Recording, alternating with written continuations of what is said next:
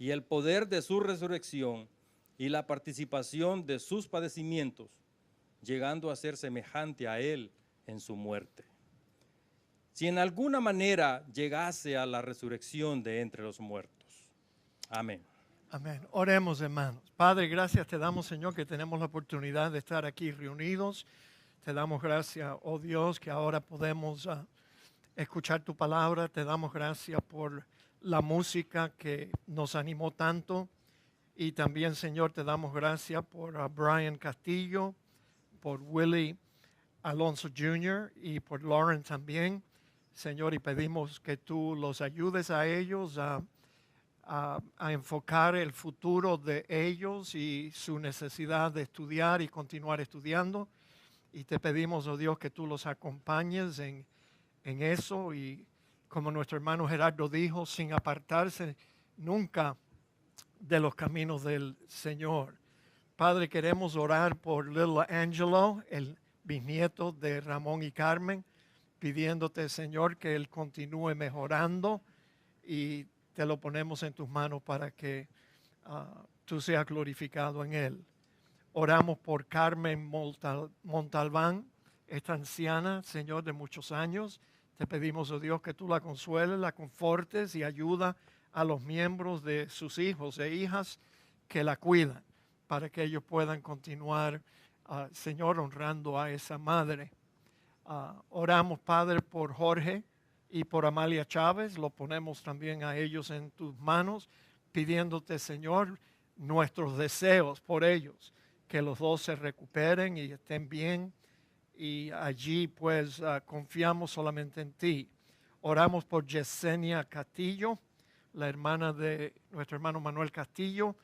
Te pedimos, oh Dios, que tú la ayudes a ella para que ella pueda recuperarse pronto de esa enfermedad. Oramos también por María Ruiz, la madre de nuestra hermana María Elena Díaz. Te pedimos, oh Dios, que tú fortalezcas a esta anciana, y gracias te damos que ya lo has hecho. Señor, sigue haciéndolo. Es nuestra petición. Por Dominga Mercedes, Conchita Mata, Claribel Ruiz, estas tres hermanas que fueron sometidas a una cirugía y se están recuperando bien, te damos gracias y pedimos que sigas haciendo tu obra en ellas. Por Adam Hilbert, el sobrino de Iván, te pedimos, oh Dios, él está en tus manos, y pedimos, oh Dios, que tú intervengas a su favor, y lo ponemos en tus manos, Señor. Por Samuel y Ana Talavera, Señor, te pedimos que los sigas bendiciendo con muchos años más de salud, y que puedan estar unidos, Señor, siempre. Te damos gracias por el testimonio que ellos nos dan a todos nosotros. Por Berto, el hermano de Teresa, lo ponemos en tus manos para que tú obres en él. Por nuestra hermana Edith, te pedimos, oh Dios, que tú la acompañes a ellas en esta situación física, y Señor, seguiremos orando por ella y esperamos en ti, Señor, para que ella pueda recuperarse pronto. Por Lucas, el hijito de Ernesto, y Señor, te pedimos que él pueda tener éxito en la cirugía que se le va a hacer. Señor, oramos por esa criatura y te pedimos que él pueda también regresar a una vida normal después de su cirugía.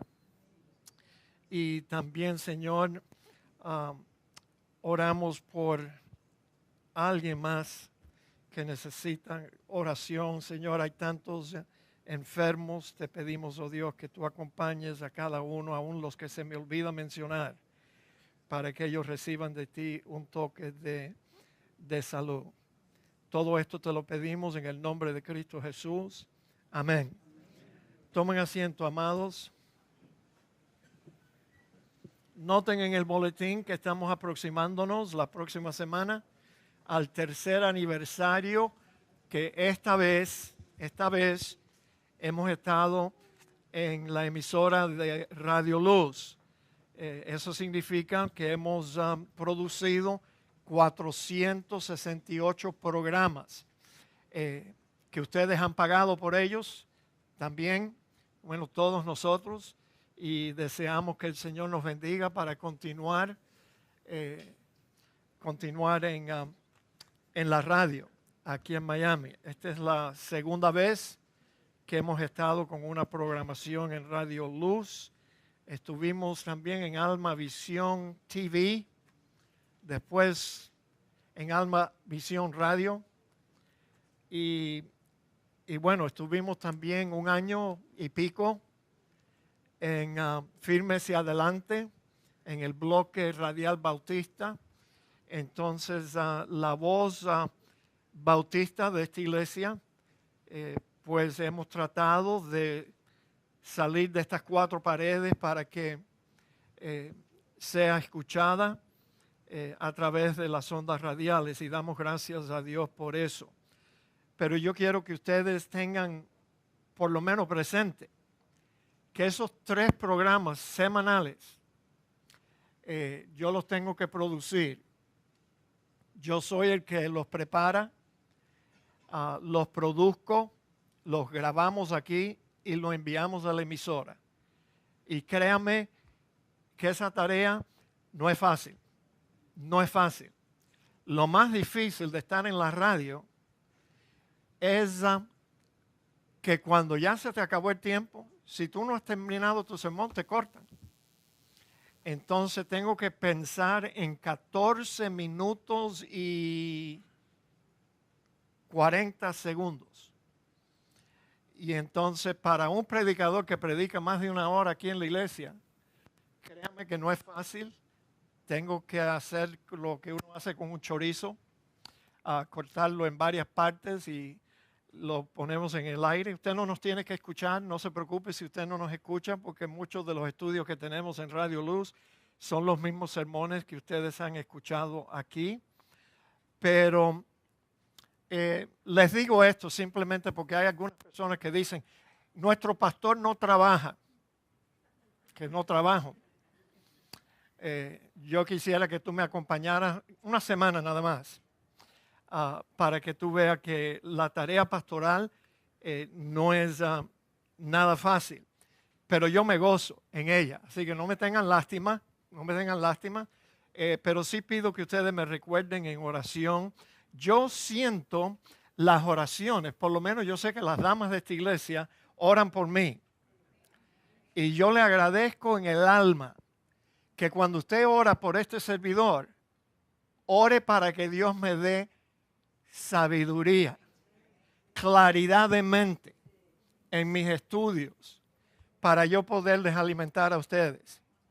Y yo siento, a veces yo comprendo cosas que no había visto antes y yo lo atribuyo a las oraciones de las damas, Bueno, quizás los hombres oran por mí también, pero yo sé que las damas oran mucho más. Y la verdad que es maravilloso cuando leo un pasaje de la Biblia que yo antes no comprendía y de buenas a primeras, ¡pum!, se me enciende la iluminación. Y yo estoy muy agradecido y les pido que ustedes continúen haciendo lo que están haciendo. Está bueno ya. Le damos la bienvenida a nuestra hermana Alma Luz. Casi se desbarata la iglesia en tu ausencia, Alma. Pero me alegro que tú estás aquí de regreso. Les ruego que permanezcan sentados, pero fue mi intención orar por la hermana Carmen Atiles y le pido que me acompañen ahora en este momento para hacerlo. Padre, también queremos unir a nuestros ruegos, que tú bendigas la familia de Carmen aquí y también allá en Puerto Rico. Y te pido, Señor, que tú consueles el corazón de nuestra hermana para que ella pueda, oh Dios, encontrar en ti la bendición y la paz que ella necesita para poder continuar, Señor, viviendo el legado de su madre. Te lo pedimos en el nombre de Cristo Jesús. Amén. Amén. Déjenme, yo tenía que decir algo más, pero seguro que se me va a olvidar. Pero anyway, Oh, quería mencionar que Ana y Samuel cumplieron 53 años. Oye, cualquiera puede hacerlo por 2 o 3 años, ¿verdad, Sammy? 53 es algo que toma paciencia. Yo sé, Sammy, yo no me explico cómo tú has podido soportar a Ana tantos años.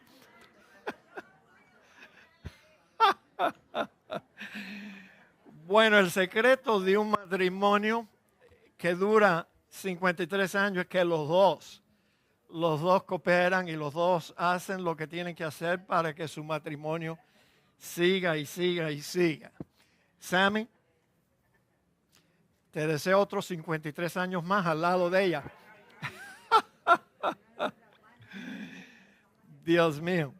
But anyway, yo no creo que la hermana Ana va a aguantar tanto abuso, pero bueno. Yo sé. Muy bien, mis amados hermanos. Miren, el apóstol Pablo, sin duda, yo sé que no tengo que convencerles a ustedes, el apóstol Pablo fue un cristiano extraordinario. De veras que sí. Porque fíjese, su confianza estaba solamente en Cristo. Su gozo era Cristo. Su vida era Cristo. Había decidido glorificar a Cristo en su vida o en su muerte. ¿Qué clase de cristiano, mis amados, fue el apóstol Pablo? Él fue el que dijo, para mí el vivir es Cristo y el morir es ganancia. Yo estoy seguro que en el último momento de la vida del apóstol Pablo, él no estaba llorando. Él estaba mirando hacia adelante a lo que le esperaba al final de su jornada. Su meta era Cristo. Su satisfacción y suficiencia era Cristo también. El capítulo 3 marca el comienzo de una larga conclusión a la epístola de Pablo a los filipenses. Ya el apóstol había tratado con el asunto principal de esta epístola, que era el tema principal, si no lo he mencionado, era el gozo y las bendiciones de la unidad cristiana. Ahora Pablo enfoca los factores que causan desunión y dificultades en el cristianismo, que son las falsas doctrinas y el legalismo.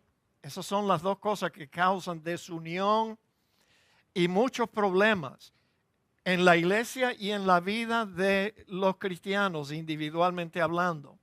Pablo introduce esta sección con una nota cumbre de la carta, diciendo, por lo demás, hermanos, gozaos en el Señor. Y el verbo gozaos que Pablo utilizó aquí puede traducirse continuad gozándoos o gozaos continuamente. Ese gozo continuo y constante solo es posible en la vida de un cristiano cuando éste está en pleno comunión y compañerismo con el Señor. Todo cristiano ha sido colocado por el Espíritu Santo en Cristo. Y en esa esfera de realidad que el creyente encuentra, es en esa esfera de realidad que el creyente encuentra el verdadero gozo en esta vida. El mundo no puede darnos a nosotros el gozo que nosotros podemos tener en Cristo. Ahora, sin embargo, cuando hay pecado que no ha sido confesado, entonces hay tristeza en vez de gozo en el corazón del creyente. Por ejemplo, el rey David tuvo un fracaso grande en su vida, cometió adulterio y después, tratando de encubrir su adulterio, cometió lo que solo se puede decir un homicidio prácticamente. Él no fue el que mató la vaca, pero le estaba aguantando la pata al que lo mató. Y entonces así él eliminó al esposo de Betsabé para que él pudiera tomar la esposa de uno de sus mejores generales. ¡Qué error más grande! como esposa. Pero bueno, él pagó un precio alto por ese error. Sí, siempre se paga un precio altísimo por el adulterio y la fornicación. En el Salmo 51, el apóstol Pablo expresa, crea en mí, oh Dios. Este es un salmo de arrepentimiento. Crea en mí, oh Dios, un corazón limpio y renueva un espíritu recto dentro de mí. No me eches de delante de ti. Esa es la peor experiencia para un cristiano. Tú sabes que se supone que nosotros tenemos libre acceso a Dios y lo tenemos. Pero que pasemos por un tiempo en que por nuestros propios pecados pensamos que Dios se ha alejado, que ya no tiene interés en nosotros, que ya no nos ama. Y esos tiempos son horribles. No me eches de delante de ti. Y luego dice, y no quites de mí tu Santo Espíritu. Tú sabes, esta es otra cosa que Dios no puede hacer en un creyente. Pero a veces nosotros sentimos que el Espíritu Santo, alguien nos los arrancó porque no sentimos su presencia. No sentimos el gozo y la paz que Él nos da y muchas otras cosas más. El fruto del Espíritu. Y entonces, mis amados, no quites de mí tu Santo Espíritu. Bueno, de nuevo, vuelvo y repito, no es que Dios te lo va a quitar. Y no es que el Espíritu Santo se va a ir de ti. El problema es que nosotros nos apartamos del Señor muchas veces. Y por eso nos sentimos así, secos. Pasamos por una etapa en la vida cristiana árida, que no sentimos nada de parte de Dios. Vuélveme el gozo de tu salvación. Les conté que yo una vez fui a hablar con mi pastor. Años atrás, cuando yo era un muchacho, recién casado con la hermana Rita, yo creo, o antes. Y yo le dije a mi pastor, yo no sé lo que me está pasando, pero ninguno de sus sermones me llega. Yo no siento nada, yo no sé lo que me está pasando. Y mi pastor se ríe de mí, cosa que él hacía a menudo. José, así que mis sermones no te llegan. ¿No será que tú eres el problema, José? Y no me dijo más nada. Pero yo entendí exactamente lo que mi pastor me estaba diciendo. El problema no son los sermones del pastor. El problema no está, oye, tú puedes estar en la iglesia más pobre, más, tú sabes, que donde no hay alegría, donde no hay nada, pero si tú estás en comunión con el Señor, tú vas a tener un festín continuo, contagioso. Pero tú sabes, puedes estar en la iglesia más avivada por el otro lado. Y si tú andas mal, entonces nada te va a llegar, nada, no te sirve nada. El cristiano, mis amados, puede perder el gozo de su salvación, pero no la salvación. De esta forma, pecar voluntariamente, pecar por ignorancia. ¿Sabía usted que Dios nos toma en cuenta aun cuando pecamos sin saber que lo que estamos haciendo es pecado? No vayas a pensar que Dios va a dejar que esos pecados. No. Dios no es un ser humano que dice, ay, pobrecito, él no sabía. Yo lo voy a perdonar porque él no sabe. Es un poco tonto, bruto, no entiende. Y está pecando, pero él no sabe que lo que está haciendo es un pecado. Por tanto, yo no lo voy a disciplinar. ¿O no? La ignorancia. Pecados por ignorancia nos roba del gozo que sentimos de nuestra salvación. Pecar y no arrepentirnos, no confesar nuestros pecados, eso destruye la comunión con el Señor. Y pecar y tratar de ocultarlo, eso es peor todavía. Porque yo creo que fue en Salomón, en los Proverbios, que dice que el que encubre sus pecados no prosperará, pero el que los confiesa y se arrepiente alcanzará misericordia. Cuando los pecados han sido confesados, la comunión con el Señor es restaurada entonces hay gozo continuo en el corazón del cristiano. Todo cristiano tiene el privilegio de tener el gozo de Cristo fluyendo en su corazón. Y si no está fluyendo en esta mañana, la culpa es de nosotros. No le busque otra cosa. La culpa no es del pastor, no es de la iglesia, la culpa es nuestra.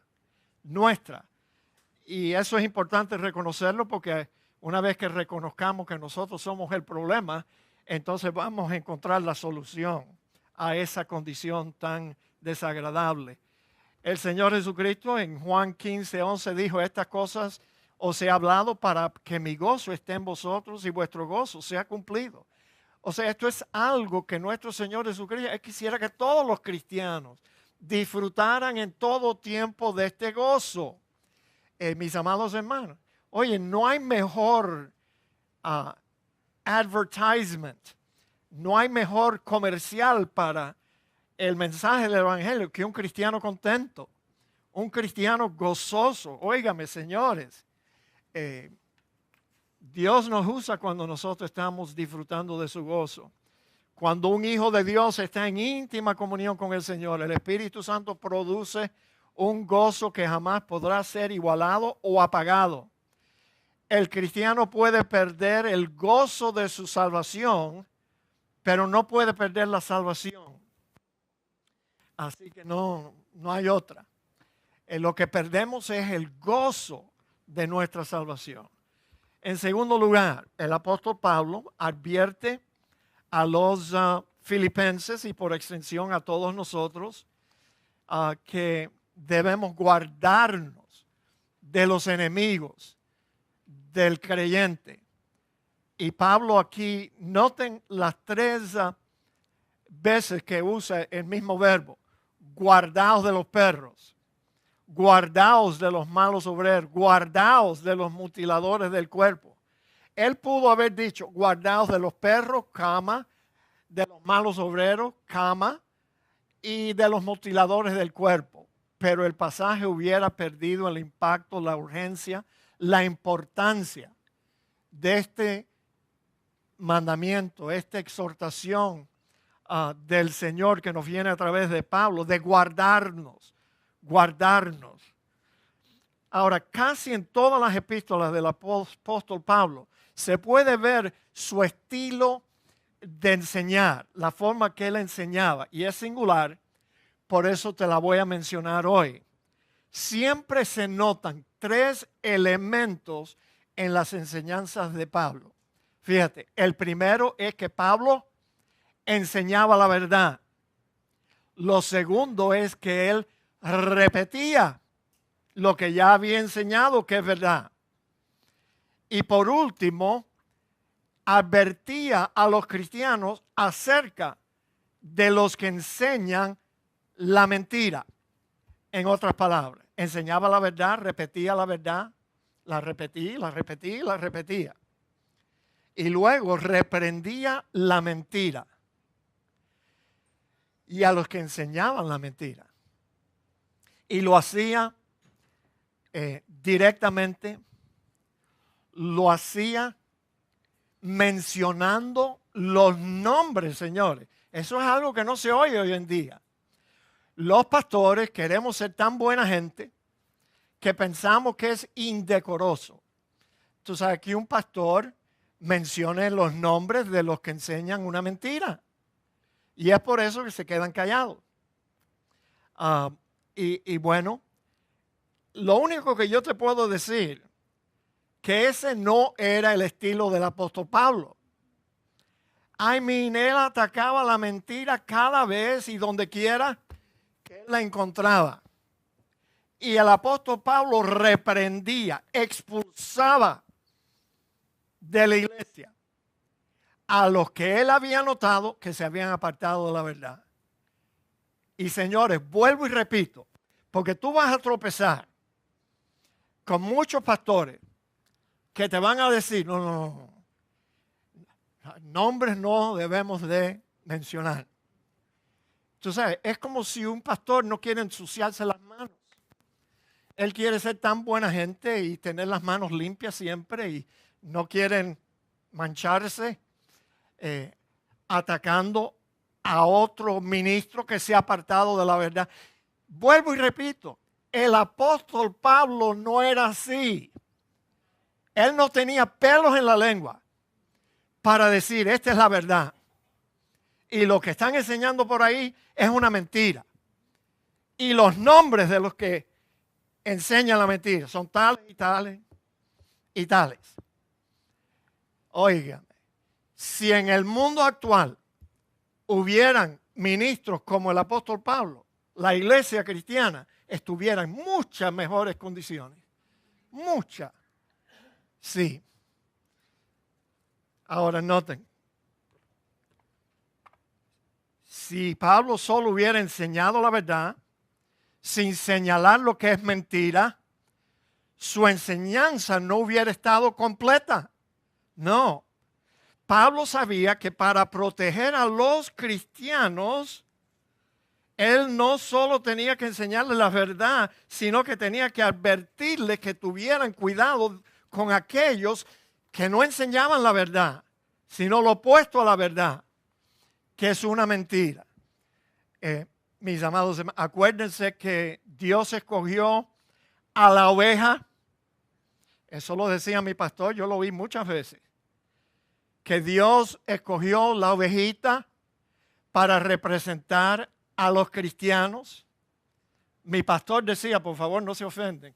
No soy yo el que lo dice, lo decía mi pastor y ya él estaba con el Señor, así que no se pueden poner bravos con él, no se pongan bravos conmigo tampoco. Cuando mi pastor en el púlpito decía que la razón por la cual Dios escogió la oveja para representar a los cristianos es debido a que la oveja es el animal más estúpido. Porque la oveja puede tener a un lobo que está listo para caerle encima. Y la ovejita está ahí comiendo hierbita. Bah. Y no se da cuenta que está en peligro. Yo creo que mi pastor tenía razón. Digan amén. Y entonces noten las tres advertencias urgentes que Pablo les hace a los filipenses y por extensión a toda la iglesia a través de todos los siglos. Guárdense de los perros, guardaos de los malos obreros, guardaos de los mutiladores del cuerpo. ¿Sabe? Algunos piensan que la Biblia es un libro anticuado. Muchas veces yo hablo de esto. Hay muchos cristianos y gente en el mundo que piensa que la Biblia ya no tiene relevancia alguna en sus vidas. Es un libro que fue escrito hace muchos años y ya no pega. Por ejemplo, en este pasaje, algunos se preguntarían, ¿qué tengo que ver yo con los perros que vivieron en la época del apóstol Pablo? Seguro que ya se murieron esos perros. Bueno, mis amados hermanos, déjame decirte. Algunos quieren que la Biblia sea como el diario del Miami Herald, que le den las noticias del día. Pero ¿sabe qué? La Biblia es muchísimo mejor que eso, porque el Miami Herald solo te da las noticias de hoy y ya mañana esa noticia es noticia vieja, ya no te sirve. En cambio, la Biblia es un libro que trasciende todos los tiempos, mis amados. Y esos preceptos de Dios revelados en la Biblia no tienen fecha de expiración nunca, están al día siempre. Ahora, las verdades de la Biblia son frescas cada día. Sí, y son aplicables como las fueron el primer día que fue escrita. Y eso es lo que hace la Biblia, el libro tan bueno, tan maravilloso, un libro incomparable. Aquí tienen una lista de los mejores libros. New York Times, creo, tiene una lista que ellos mantienen de los 10 libros de más venta. No ponen nunca la Biblia, pero la Biblia sobrepasa todos los libros. Juntos. Se venden más Biblia cada año que todos los demás libros juntos. Pero no vas a encontrar la Biblia en la New York Times bestseller list. No lo vas a encontrar. Pero bueno, mis amados hermanos, si queremos entender la Biblia y aplicar el mensaje bíblico a nuestra época, entonces tenemos que entender que la Biblia es un libro que se tiene que estudiar dentro del contexto histórico para poder aplicar a sus verdades al contexto actual en el cual nosotros vivimos. ¿Quiénes eran estos que Pablo se refiere aquí como personas que los cristianos en la iglesia de Filipo debían de cuidarse, de guardarse? ¿Cuál era el peligro que presentaban estos que Pablo se refiere aquí como unos perros, unos malos obreros y los mutiladores del cuerpo? ¿Qué era lo que ellos enseñaban que presentaba una amenaza grande para la iglesia cristiana? Pero lo más importante para nosotros es averiguar la aplicación que tiene que ver esto para un cristiano que está viviendo hoy en el siglo XXI. Ya Pablo había enseñado la verdad. Ahora les va a advertir, como ya les dije que él siempre hacía, acerca de los que enseñan lo opuesto a la verdad. Y lo opuesto a la verdad es algo falso. El verbo que Pablo utilizó aquí 3 veces, guardaos, significa mirar, estar vigilante. Es una exhortación para que los filipenses debían de estar siempre mirando, siempre velando para no ser engañados o sorprendidos por estos personajes aquí representados, por estos nombres. 3 veces Pablo usa la palabra guardaos. La primera advertencia del apóstol Pablo, noten, es guardaos de los perros. ¿Quiénes eran los perros a los cuales Pablo hace referencia en este versículo? Si no entendemos eso, entonces estamos perdidos. La Biblia no va a significar nada. ¿Quiénes eran los perros? De seguro te puedo decir de nuevo que no eran los perritos como nosotros los tenemos en la casa como mascotas. No es eso, mis amados. El Señor compara a los gentiles como perros. Did you know? Pablo era un judío. Los judíos pensaban que los gentiles eran como los perros. Esa gente vive como los perros.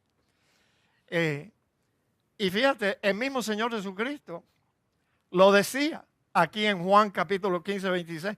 No está bien tomar. ¿Se acuerdan de esta señora que vino a Jesús y le rogaba que le dejara caer de la mesa las migajas que caían de la mesa? Y el Señor le contestó, bueno, el problema es que no está bien tomar el pan de los hijos y echarlo a los perrillos. El Señor tuvo cuidado y utilizó un diminutivo. Estaba hablando con una dama y el Señor tenía educación y era culto. Y entonces le dijo, no está bien echárselo a los perrillos. La mujer que se le había acercado era una mujer gentil. De acuerdo con la ley, los judíos no podían tener ningún trato con un gentil. No podían casarse. Eso significaba la muerte de un hijo, de una hija que se casara con un gentil. Hasta estaba prohibido, fíjate qué cosa más extraña, pero está en la Biblia. Tú ni siquiera podías vender un perro y hacer una ofrenda a Dios con el dinero que le sacaste al perrito. No, era un animal inmundo. Los perros comen otros animales y tú sabes, los judíos lo consideraban como lo peor. Ahora vamos a traer eso al contexto actual. ¿Están listos? Por favor, los perros eran los gentiles, ya dijimos eso. Y lo que tenemos que reconocer es que los gentiles eran paganos. They were pagan. No conocían al Dios verdadero, no tenían ningún concepto, no tenían la palabra de Dios. Los gentiles participaban, por tanto, de prácticas paganas en su culto de adoración a sus ídolos, que no eran más que falsos dioses. Entonces, mis amados hermanos, Yes. Existen muchas características de los cultos paganos que se puede esperar de una persona que no conoce al Dios verdadero y que no tiene ningún concepto de la relación que el creyente verdadero tiene con el Espíritu Santo de Dios. Pero déjeme mencionarle que en el mundo hispano hay varias ramas del paganismo actual. ¿Ok? El paganismo actual tenemos el espiritismo, la santería, la idolatría religiosa. Tenemos hasta la brujería, la astrología. Y también tenemos que mencionar el vudú, aunque menciono el vudú por la proximidad que el pueblo haitiano tiene con la República Dominicana. Y entonces, pero no solo hay vudú en la República Dominicana, que yo estoy seguro que no todos los dominicanos practican el vudú, pero el vudú fue exportado por todas las islas del Caribe, mis amados. En Cuba habían personas que practicaban el vudú, y el vudú yo le llamo la religión del temor, porque el único efecto que tiene el vudú lo tiene con la persona que se asusta con el vudú. Uy, no. Óyeme, les cuento que un día se enfermó el pastor haitiano, el anterior a este, que ya él partió para estar con el Señor. Y yo, bueno, él era como, yo pensaba que era un amigo mío, después descubrí que no era amigo nada. Pero yo lo fui a visitar en el hospital porque estuvo bien delicado. Y entonces yo fui allí y yo casi me quedé con la boca abierta. Cuando este pastor bautista haitiano me dijo que él pensaba, él creía que su enfermedad era porque a alguien le había hecho una obra de vudú. Yo le dije, pero ¿cómo es posible que tú hables así, hermano? I mean, ya, deja eso. Tu enfermedad no tiene nada que ver con el vudú. Sí, yo estoy seguro que alguien me hizo una obra. A cada rato yo encuentro un gallo muerto aquí en la esquina. Y aquí hay un grupo, tú no me vas a creer, un grupo de damas que no es como el grupo de damas en nuestra iglesia. Estas damas se visten de blanco y vienen a tener unos cultos de adoración, no como los nuestros.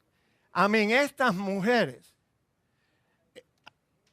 una gritería, yo no sé qué, yo nunca he entrado, tú sabes, porque no me pertenece, pero tienen un culto raro, yo no sé qué rayo hacen. Pero yo sé que muy fácilmente los cristianos, tú sabes, tienen dificultad desechándose de esas prácticas antiguas que tenían en su vida antes. Ahora, hay un denominador común que podemos encontrar si queremos en todo el paganismo actual en el mundo hispano. Y el denominador común en estas prácticas paganas es el espiritismo. Todo tiene que ver con espiritismo. Espiritismo. Fíjate, el paganismo actual convierte lo espiritual en una especie de espiritismo. Sí, lo único que los paganos hasta utilizan el nombre de Cristo, pero no es espiritual. Sus prácticas no son espirituales, son paganas. Y bueno, ¿para qué más decirte? Mira, espiritismo y espiritual suena parecido, pero no es lo mismo, ni se escribe igual. Por favor, el pueblo de Dios es un pueblo que anda en el espíritu. Pero una cosa es lo espiritual, otra cosa es el espiritismo. No es lo mismo. No es lo mismo, amados hermanos. Ahora, fíjense. Ahora, fíjense. ¿Por qué es que Pablo le escribe a una iglesia cristiana en Filipos y por extensión a nosotros aquí en Miami, que se guardaran de los perros paganos? Guárdense de los perros. ¿Sabe por qué? Noten también que guardarse de los perros, cuando Pablo se sentó a escribir, no fue una casualidad que él empezó en la lista de 3 cosas que los cristianos deben estar mirando, vigilando, que comenzó con los perros paganos, number 1 on the list, de los 3, para que ninguna de sus prácticas paganas entraran en la iglesia. Vigilar, mis amados. Ahora, ¿cómo es que entra el paganismo en la iglesia? Don't you know que eso es fácil? Es fácil. Te voy a decir 2 formas en que el paganismo entra en la iglesia. Fíjate, la primera entra a través de cristianos que no rompen con sus prácticas paganas del pasado. Hay muchos cristianos que antes de conocer a Cristo eran espiritistas, santeros, etcétera, etcétera. Todos los que yo mencioné allí. Brujeros, brujos y todo.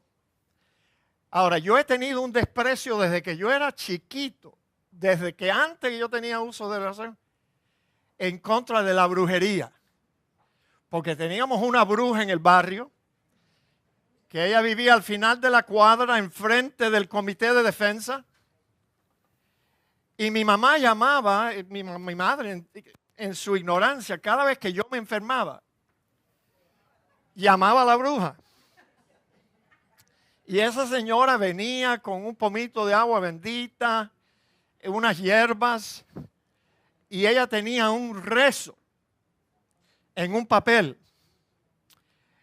Y un día ya yo tenía un poquito de uso de razón y me di cuenta que el papel estaba todo manchado de amarillo. Y después que ella terminó con el rezo, yo le pregunté, ¿y por qué ese papel está todo manchado? Y entonces ella me dice, ese fuiste tú. Que un día yo estaba ahí y ella mandó a mi mamá a quitarme los pañales y todo. Y tú sabes, los varoncitos hay que tener cuidado con ellos porque cuando tú le estás cambiando el pañal a un varoncito, él a veces hace... Psh. Y yo le mojé la hoja de su rezo. Entonces ella me dice, fuiste tú que me orinaste un día el papel. Yo estoy seguro que ese día ella no me hizo una buena obra, tú sabes, porque se acordó que yo le había orinado su rezo. Pero bueno, mis amados hermanos, otra forma que entran en la iglesia, prácticas paganas, son por los cristinos. Ahora, solamente esta iglesia comprende lo que es un cristino. Un cristino no es un cristiano, sino que es un impostor que están en la iglesia, pero no son parte de la iglesia. Los cristinos se cuelan en la iglesia y comienzan aquí a comerle el cerebro a algunas personas en la iglesia, invitándolos a cultos de oración con prácticas paganas. Ahora, solo tenemos tiempo para mencionar 5 prácticas paganas en la iglesia actual. ¿Quieren oírlo? Con esto vamos a terminar. Yo sé que el tiempo ya se me agota y tenemos que celebrar la Santa Cena. Óyeme, chico, tú te vas a sorprender. Fíjate, en primer lugar, es lo que yo llamo, y lo llamo frenetismo, por no tener otra palabra para explicar esta práctica. Si usted conoce de otra, por favor, déjeme saberlo. Pero frenetismo es lo que vemos aquí en este grupo de damas que se visten de blanco y empiezan con sus brincos, saltos, rápidos movimientos de la cabeza y de todo el cuerpo, gritos, burbujeando, palabras incorrectas, mareo, borrachera espiritual, etcétera, etcétera, etcétera. En una iglesia cristiana. Suerte que ya nuestra iglesia no usa el mismo edificio donde ellas tienen estos cultos de oraciones, porque tuviéramos que hacerle un despojo después que estas damas se van de allí, tú sabes. Pero es increíble encontrar esta práctica en una iglesia cristiana. Ahora, llevado a un extremo, las personas que participan de este frenetismo o fanatismo, llámele lo que usted quiera llamarle. Llévalo a un extremo y la persona termina desplomándose en el piso. Porque solo el cuerpo humano puede aguantar bastante, pero tú sabes, tú empiezas a dar saltos y brincos y moviendo y para aquí y para allá y dando gritos y voces y cosas. Oye, y pretty soon se te va a desclavar todas tus tablas. Está durmiendo. No lo despiertes. Y entonces, mis amados hermanos, esta es una forma de prácticas paganas en la iglesia. Ahora, aquí nosotros no hacemos eso, ni lo vamos a hacer. Ni lo vamos a hacer tampoco. Pero fíjese, segundo, hablar palabras en una lengua incomprensible. Jerionza. Jerionza es una falsificación pagana del don de lenguas que Dios utilizó como señal de juicio para los judíos incrédulos hace muchos años atrás. Esa práctica no tiene ningún provecho. El mismo apóstol Pablo dijo, hablando de esta falsificación, él dijo, yo prefiero hablar una sola palabra con mi entendimiento que 10,000 palabras en lengua desconocida.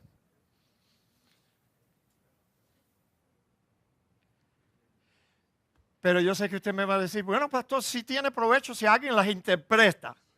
Sí, tú me vas a tener que explicar a mí cómo tú vas a interpretar la jerionza. ¿Qué interpretación tiene? ¿Qué idioma es la jerionza? No es ningún idioma y por tanto no tiene ninguna interpretación. Entonces, todas estas prácticas son sin provecho en la iglesia.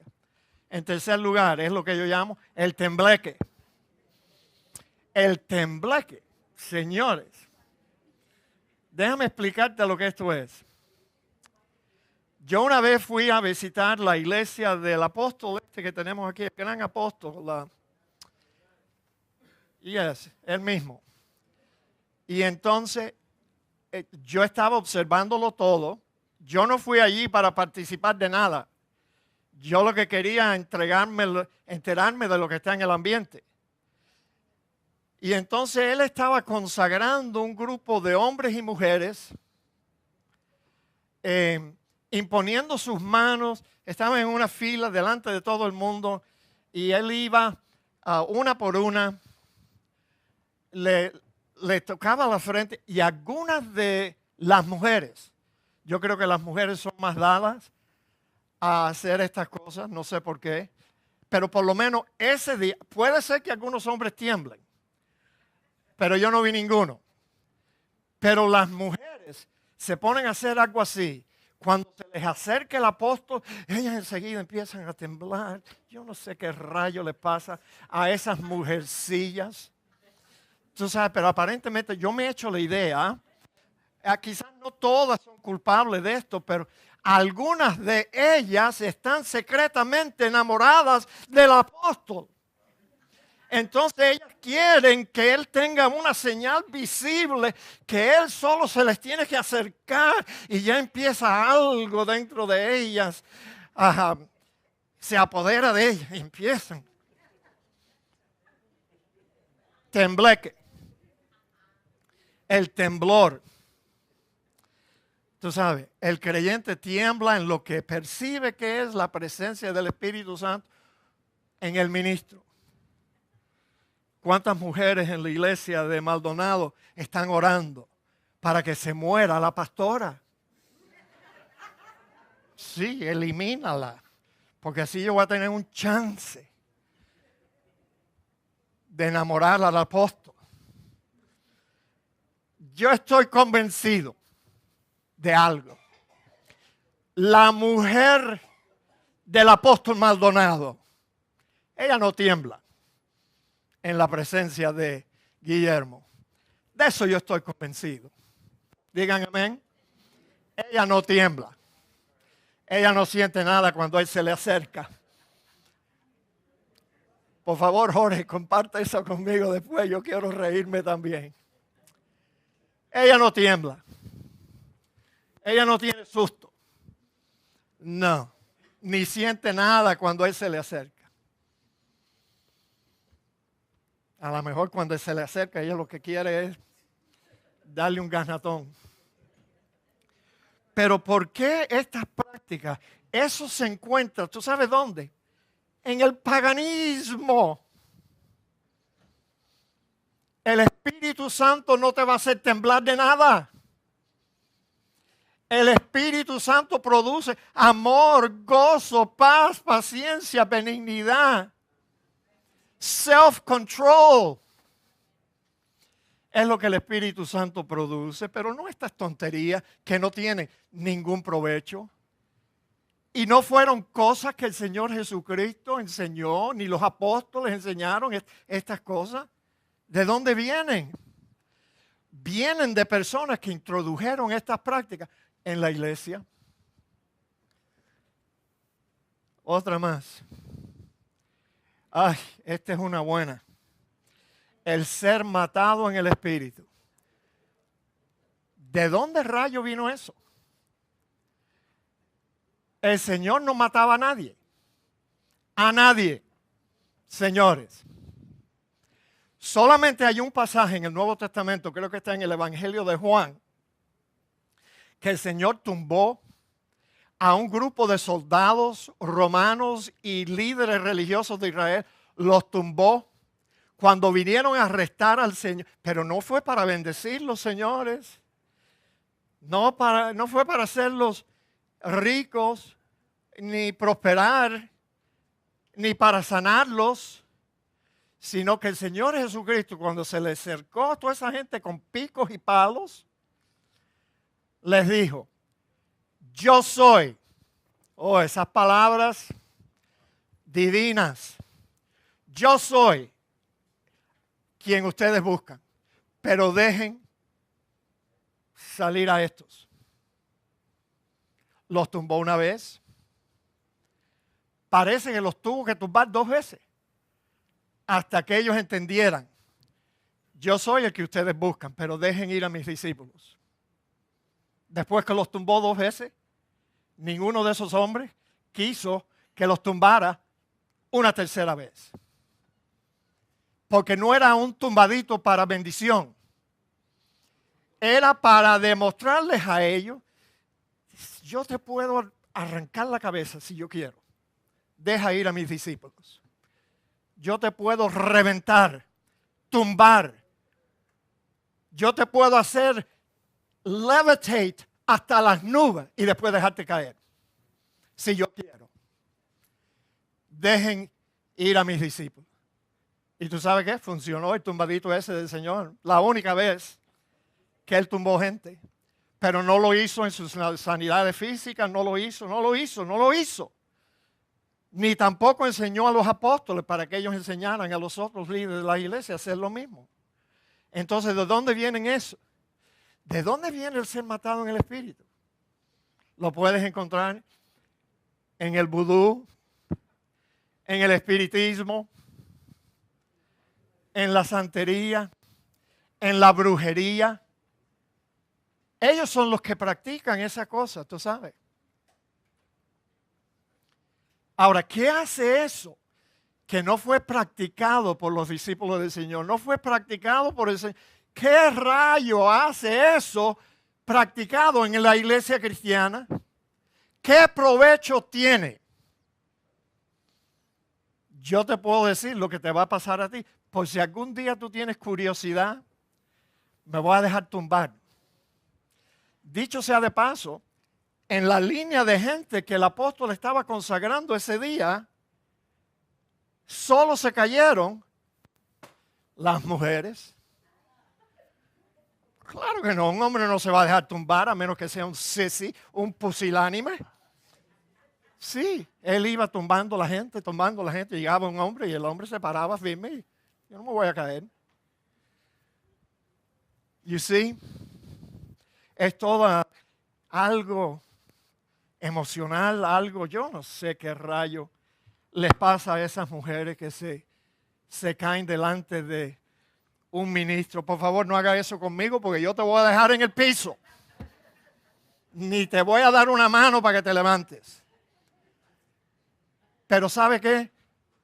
Yo pudiera eliminar el tumbadito de todas las iglesias cristianas. ¿Sabe cómo? Eliminando a los catchers. Do you get what I mean? I mean, es rico. Tú sabes, si tú sabes que alguien te va a agarrar por detrás. Pero nadie fuera matado en el espíritu si no fuera que tiene a un hombre o dos que te van a bajar suavecitos para que no te hagas un chichón en la cabeza cuando caes al piso. Ahora déjame decirte algo más acerca de tumbadito. Si en verdad es el Espíritu Santo de Dios el que te tumba, ¿tú no crees que el Espíritu Santo de Dios te pudiera tumbar suavecito, sin necesidad que te tengas alguien atrás? ¿Cuál es esa bobería, mis amados? ¿Qué es lo que estamos haciendo en las iglesias? Hasta en iglesias bautistas se practica el tumbadito. ¿Y qué provecho hay? ¿Qué provecho hay de esa experiencia? Mira, yo te puedo decir qué provecho hay. Cuando tú al fin te levantas del piso, te vas a levantar con los mismos problemas que tenías antes de que te tumbaran. No hay ningún provecho, nada debajo del sol. No logras nada, absolutamente nada. No vas a ser sanado, no vas a ser más rico, no vas a tener buena suerte, nada. Te vas a levantar igual que cuando te dejaste tumbar. Por último, paganismo. A través de los falsos ministros que te ofrecen liberación. Ay, liberación, eso suena bien nice, tú sabes. Todos nosotros quisiéramos ser librados. Tenemos un problema que quisiéramos que así, tú sabes, así de facilito, así, con un tumbadito. Y ya. Me ministra alguien liberación de mis problemas, liberación de mi pobreza, liberación de mi enfermedad, liberación de cuanta cosa se le ocurra al ministro ofrecer. El único problema con aquellos que pretenden librarte de tus problemas es que ellos están usurpando a Cristo. Y quieren llevarte a tú depender de ellos. Ellos convencen a la gente que ellos tienen ciertos dones y unciones frescas, tú sabes. Porque la unción que tiene el pastor Pereda, esa unción ya está podrida, tú sabes. No, él no tiene una unción fresca. Y ellos te prometen liberación. Pero ¿sabe qué? That's all a bunch of baloney, mis amados hermanos. ¿Sabe por qué? Si el Hijo os libertare, seréis verdaderamente libres. Así que tú no necesitas más liberación. de que la que recibiste en el instante que Cristo entró en tu corazón, ya Él te libró de todo, te libró del viejo hombre, te libró de la fuerza del pecado, te libró de los pecados de tus antepasados, de los pecados generacionales, de todo eso, ya eres libre. Entonces, ¿para qué rayo un cristiano va a querer buscar liberación? ¿De qué? ¿De qué? Pero caemos en toda esta falsedad y en todo ese paganismo. Tú vas a ver un santero aquí en Hialeah y él te va a decir, el problema tuyo es que tú tienes el espíritu de un muerto encima. Pero no te preocupes que aquí, por cierta cantidad de dinero, yo te voy a convertir en un santo y te voy a quitar el muerto ese que tú tienes encima. Y cuando yo te quite ese espíritu malo de encima, entonces tú vas a mejorar y todo va a mejorar. Tu esposo que te dejó por una mona más mona va a regresar. Y así engañan a la gente. Qué lástima que hemos dejado el paganismo entrar en la iglesia. Y está así, mira, polulan. Para utilizar una palabra que Jorge me enseñó, polulan los falsos ministros, apóstoles, profetas, polulan. Y siempre te ofrecen algo que ya tenemos en Cristo.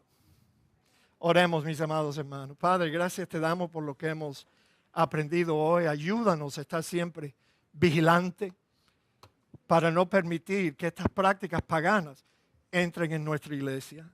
Te lo pido en el nombre de Cristo Jesús. Amén. Le voy a pedir al pastor José Díaz que él